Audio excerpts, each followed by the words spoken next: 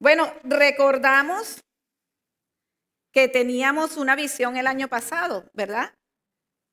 ¿Cuántos recuerdan cuál era esa visión? Conociendo a Jesús. Y el año pasado estuvimos trabajando y trabajamos en esa lección hasta el capítulo 4.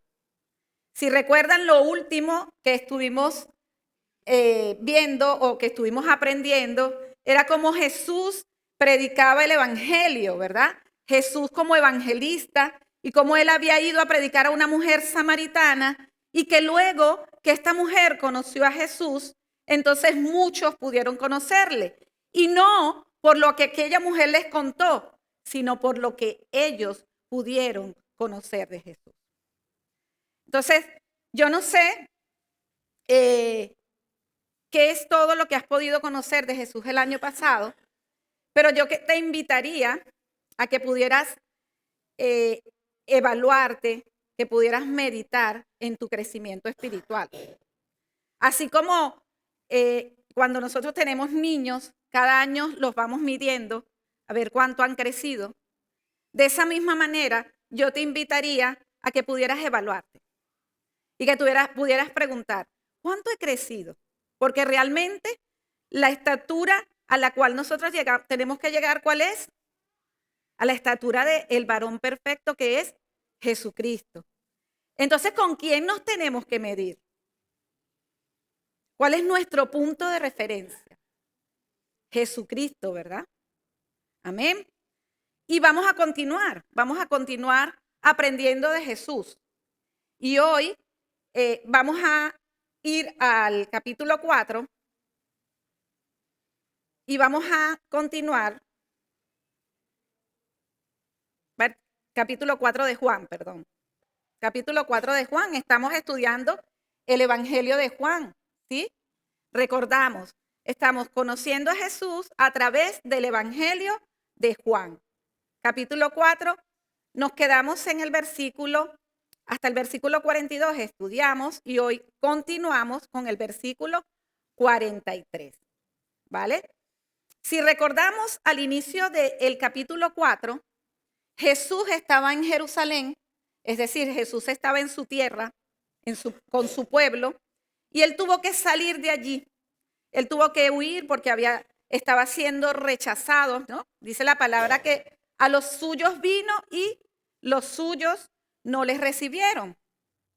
Y yo te pregunto, ¿cuál ha sido, después que has conocido a Jesucristo, después que has tenido ese encuentro con el Señor, cuál ha sido ese entorno en el cual más te ha costado predicar el evangelio y ser aceptado?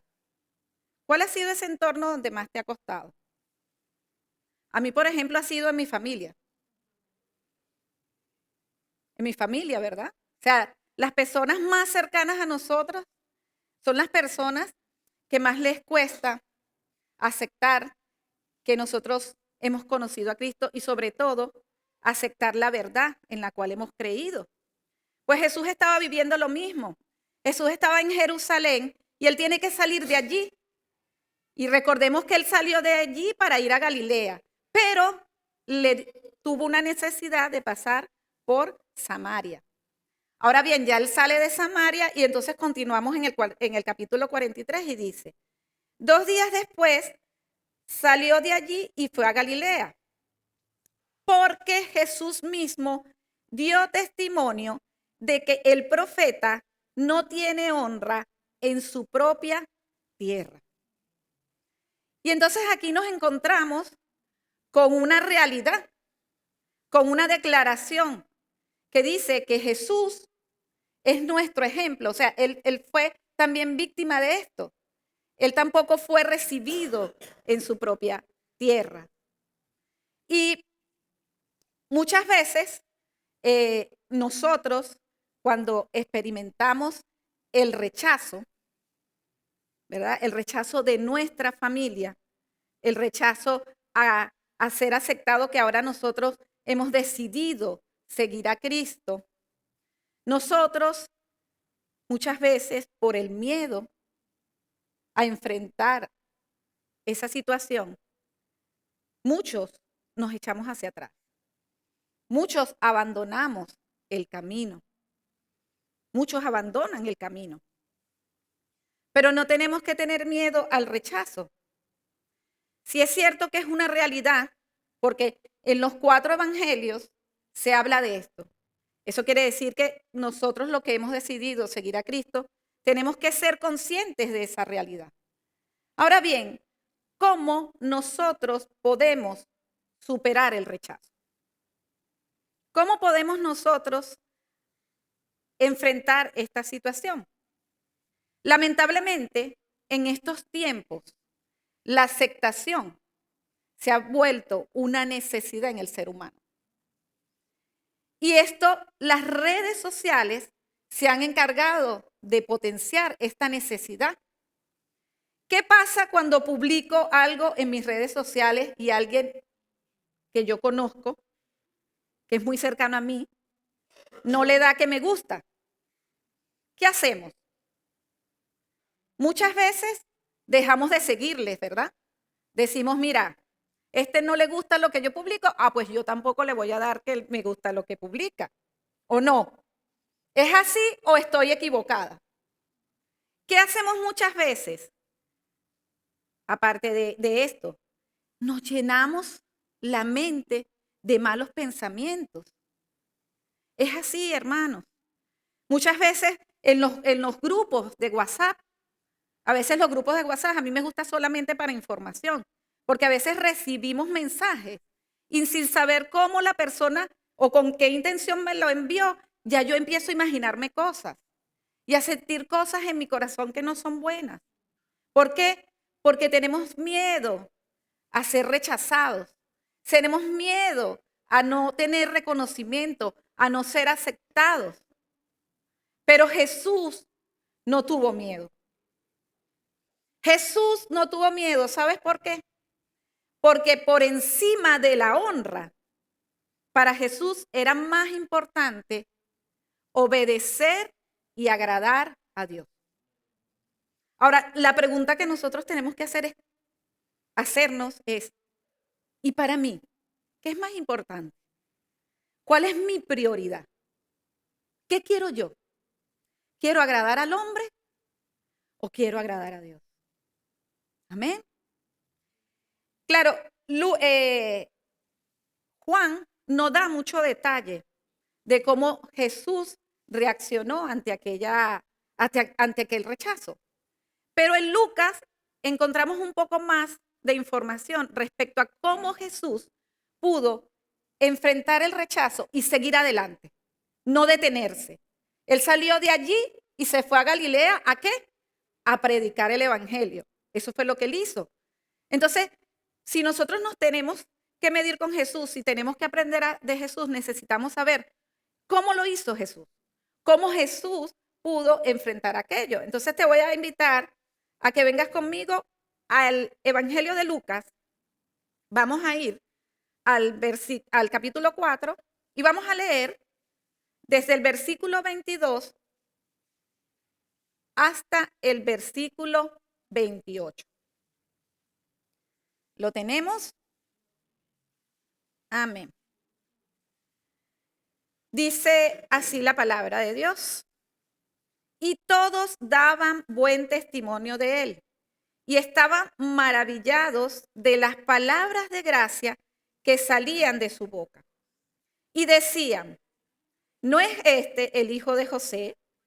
Él les dijo, sin duda me diréis este refrán, médico, cúrate a ti mismo de tantas cosas que hemos oído que se han hecho en Capernaum, haz también aquí en tu tierra. Y añadió, de cierto os digo que ningún profeta es acepto en su propia tierra. Y en verdad os digo que muchas viudas había en Israel en los días de Elías, cuando el cielo fue cerrado por 3 años y 6 meses. Y hubo una gran hambre en toda la tierra, pero a ninguna de ellas fue enviado Elías, sino a una mujer viuda en Serepta de Sidón.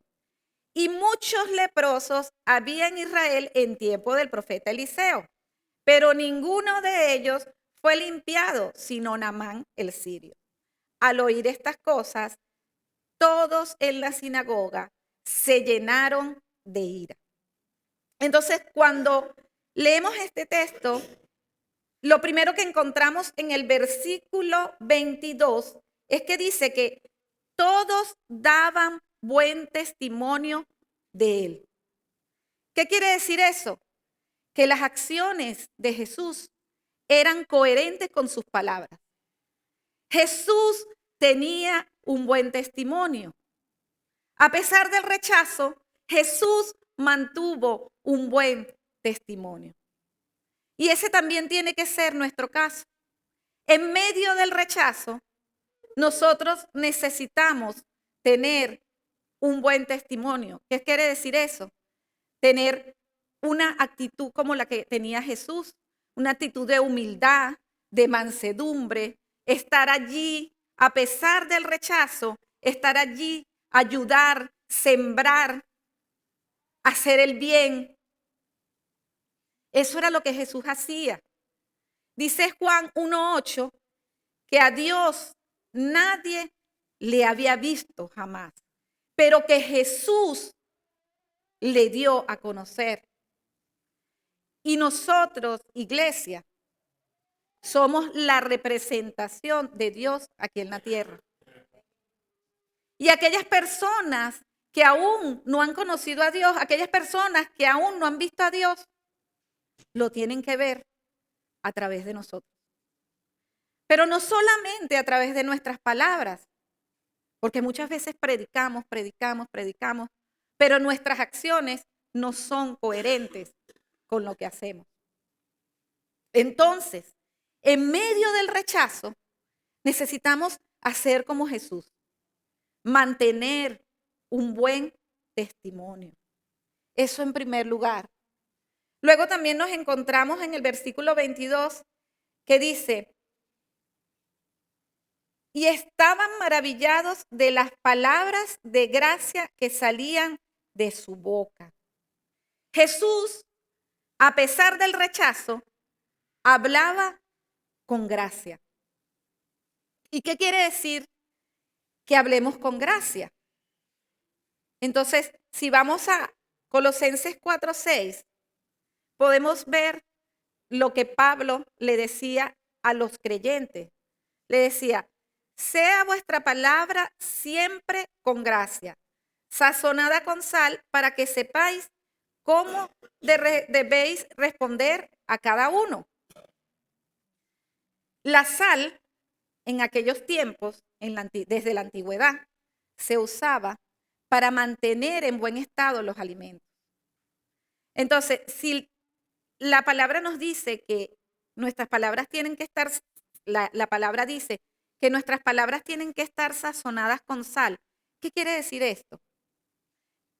Que por nuestra boca no deberían salir palabras que estén en mal estado, palabras corrompidas. Y luego dice Efesios 5:29, ninguna palabra corrompida salga de vuestra boca, sino la que sea buena para la necesaria edificación a fin de dar gracia a los oyentes. Y veíamos una imagen que la publicaron. Si vemos esta imagen, eso es una fruta, ¿verdad? Que está podrida, que está corrompida.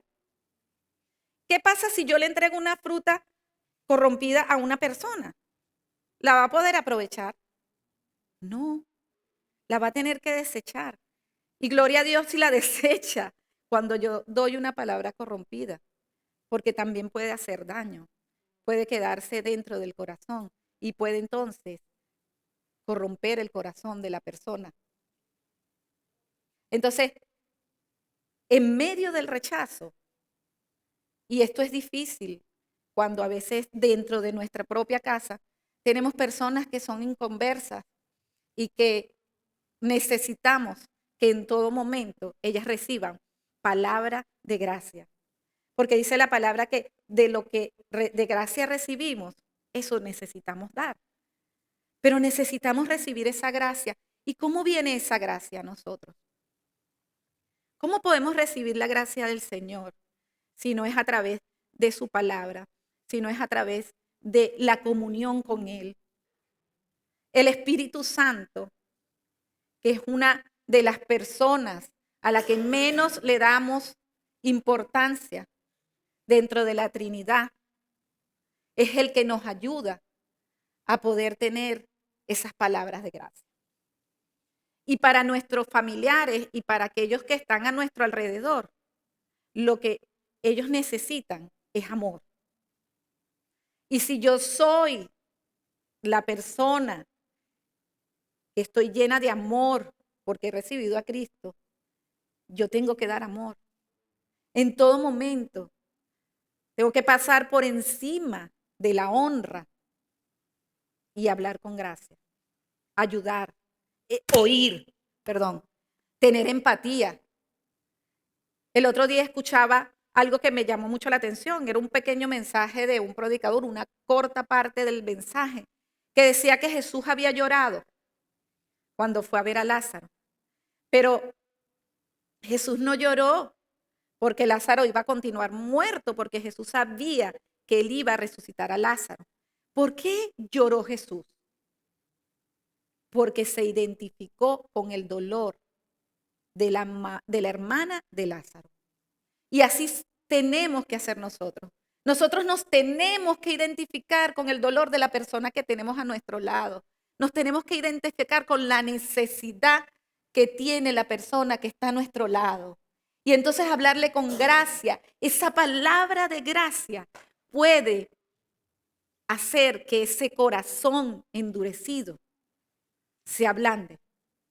Y en ese momento puede ocurrir algo y entonces esa persona puede abrir sus ojos y conocer a Jesús. Amén. Entonces, en medio del rechazo, hagamos como Jesús. Ellos se maravillaban de las palabras de gracia que salían de su boca, de lo bueno y agradable que eran esas palabras. Una fruta buena y en buen estado es apetecible para cualquier persona. Una palabra dicha con amor es apetecible para cualquier persona. Amén. Y continuamos. Y vemos desde el versículo 23 hasta el versículo 27, podemos observar allí que Jesús dijo la verdad en todo momento. ¿Qué pasó? Jesús sabía lo que aquellas personas estaban pensando. Entonces Él les dice, seguro ustedes me van a venir con un refrán. No sé si aquí todos saben lo que es un refrán. ¿Sí? Un refrán es un dicho folclórico, un razonamiento de hombre, una sabiduría de hombre.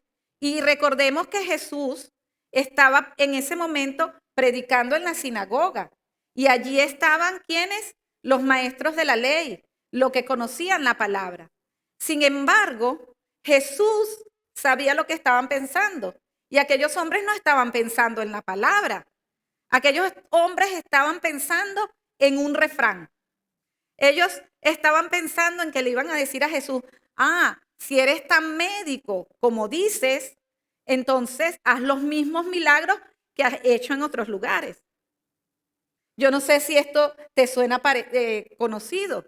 Muchas veces nuestras familias, las personas que están cerca, aquellas personas que quieren que nosotros dudemos de nuestra fe, nos dicen, pero si tu Dios es tan grande, ¿por qué no resuelves tu situación económica? Pero si tu Dios es tan grande, ¿por qué no te has sanado de esa enfermedad? Pero si tu Dios es tan grande, ¿por qué es que no tienes un trabajo? ¿O no? ¿No les ha pasado esto? Y esa era la forma como aquellos hombres iban a confrontar a Jesús. Pero Jesús lo sabía porque Jesús conoce todo de nosotros. Él conoce hasta el más pequeño de los pensamientos. Lo que ahora estamos pensando, Jesús lo sabe. Y Jesús conocía lo que aquellos hombres estaban pensando. ¿Y con qué le responde Jesús? Le responde con su opinión. Le responde en base a sus opiniones. ¿Qué hizo Jesús? fue a la palabra. Le respondió en base a la palabra. Le habló de los profetas, de Elías y de Eliseo, que aquellos judíos conocían muy bien. ¿Y qué pasa? Jesús les recuerda, oye, recordar que Elías y Eliseo no pudieron hacer milagros. ¿Por qué? Porque los judíos rechazaron a los profetas. Porque los judíos rechazaron la palabra de Dios. Y no es por nosotros que las personas que están a nuestro alrededor van a rechazar a Dios. Es por la dureza de su corazón y por los prejuicios que puedan tener. Entonces, nosotros no debemos dejarnos intimidar, pero tampoco debemos confrontar con nuestras opiniones. Porque ¿qué dice Proverbios 3:7? Dice que no seamos sabios en nuestra propia opinión.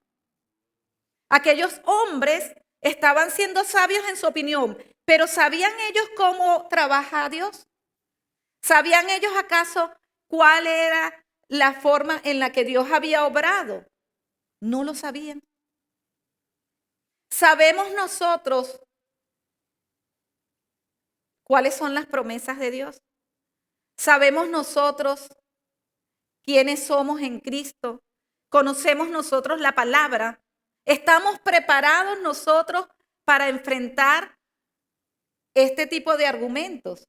Cuando alguien nos venga a argumentar con sus creencias, con sus tradiciones, con su fe, ¿estamos preparados, hermanos? ¿Estamos preparados para poder nosotros tener una conversación, hablar de la palabra con gracia y con sabiduría? No quedarnos callados. Y muchas veces lo que hacemos es decir cosas que agraden a los oídos, pero nos cuesta hablar la verdad. Y la verdad, realmente, la palabra, que es la verdad, es la única que puede hacer algo en la vida de una persona que no es creyente. Entonces, no podemos callarnos. Y fíjese que dice, el último versículo dice, el 28, al oír estas cosas, ¿qué sucedió? Todos en la sinagoga se llenaron de ira. ¿Y Jesús se calló? No. Muchas veces somos confrontados por la palabra. A veces no nos gusta lo que la palabra nos dice. Y a veces nos sentimos así como, no me digas esto, Señor. Pero la palabra es necesaria. La verdad es necesaria. ¿Para qué? Para que nosotros podamos ser limpios. Dice que la palabra es la única que nos puede limpiar. Entonces nosotros, hermanos, necesitamos estudiar la palabra, conocer la palabra. Es que eso fluya por nuestras venas, pero no por conocimiento. Porque sí es verdad y es cierto que muchas veces nos conocemos la Biblia de Génesis al Apocalipsis, pero luego nuestra vida no refleja eso. Nuestra vida no lo refleja. Entonces tenemos que dejar que la palabra venga a nuestras vidas y haga lo que tenga que hacer, que entre, que quite lo que tenga que quitar, que limpie lo que tenga que limpiar. ¿Para qué? Para que entonces nosotros podamos ser un buen testimonio y para que nosotros podamos hablar con gracia. Amén. Entonces tenemos 3 puntos importantes a tener en cuenta para que nosotros podamos superar el rechazo. El primero de ellos es que Jesús tenía un buen testimonio. Necesitamos tener un buen testimonio. Que Jesús hablaba con gracia. Necesitamos que nuestras palabras sean palabras de gracia. No podemos callarnos, tenemos que hablar la verdad, hermanos, y tenemos que hablar de la cruz de Cristo. Tenemos que hablar del perdón que Cristo nos da a través de su cruz. Eso es necesario. De otra manera, las personas solo conocerán a un Dios lejano, un Dios que provee, un Dios que a lo mejor está para sanar una enfermedad, pero necesitamos conocer al Dios que nos da el Espíritu Santo, que es el que nos guía a toda verdad. Si no conocemos a Jesús, si no recibimos a Jesús en nuestro corazón, el Espíritu Santo no viene a morar en nuestras vidas. Y por lo tanto, yo no puedo caminar correctamente, porque Él es nuestra guía, Él es nuestro GPS, Él nos lleva por el camino que va ¿a dónde? Al Padre. Solo Cristo es el camino, es la verdad y es la vida. Amén. Y ya para terminar, quería que nos quedáramos con esta reflexión. Superamos el rechazo cuando el rechazo no afecta nuestras acciones y nuestras palabras. Superamos el rechazo cuando decimos siempre la verdad, aunque al hacerlo nos lleve a recibir más rechazo. Hemos podido oír. Lo voy a repetir. Superamos el rechazo cuando decimos siempre la verdad, aunque decir la verdad nos lleve a recibir más rechazo. Los que servimos a Dios superamos el rechazo cuando nuestra prioridad es agradarle y obedecerle a Él. Amén. A través del Espíritu Santo, Dios nos ha capacitado para soportar la humillación, el rechazo, la duda. Y muy importante, nos ha capacitado para amar, ¿sí? Para amar sin condición. Con un amor que todo lo sufre, que todo lo espera, que todo lo soporta. Ese es el amor que nosotros hemos recibido de parte del Señor. Yo te voy a invitar a que cierres tus ojos por un momento. Si quieres, si lo deseas, cerrar tus ojos por un momento.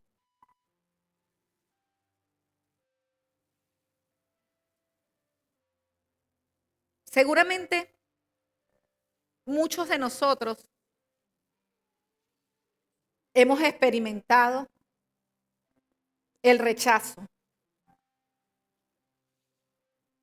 Seguramente muchos de nosotros ahora mismo estamos experimentando el rechazo. Y posiblemente sea de una persona muy, muy cercana.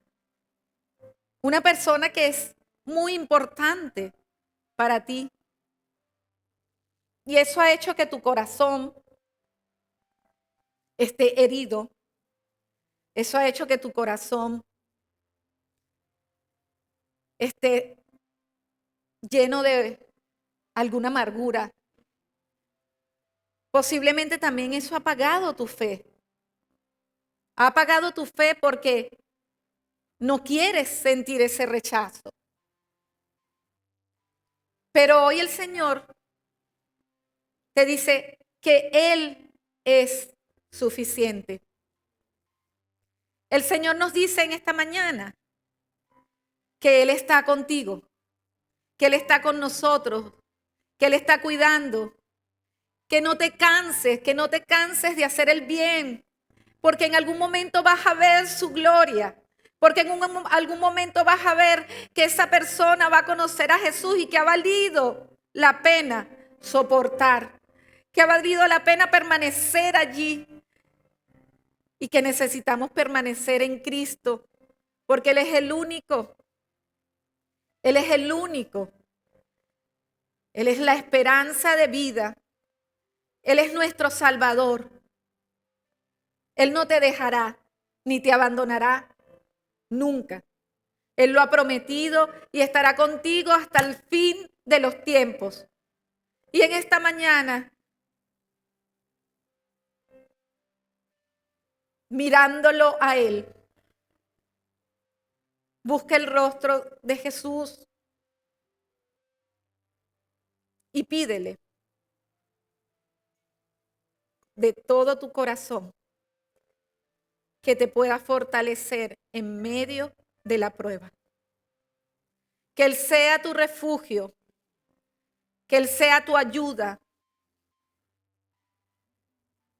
El Señor quiere hacer una obra en tu vida, pero es necesario que puedas creer, que puedas abrir tu corazón y dejar que Él entre y que sane, restaure y limpie todo lo que sea necesario. Señor, te damos gracias por tu palabra, gracias por tu amor, gracias por tu perdón, por tu misericordia. Gracias por seguir con nosotros, Señor. Gracias por esta iglesia, Señor. Gracias por lo que estás haciendo, aunque no podamos verlo, Señor. Pero sabemos que tú estás obrando y sabemos que tu palabra es sí y amén.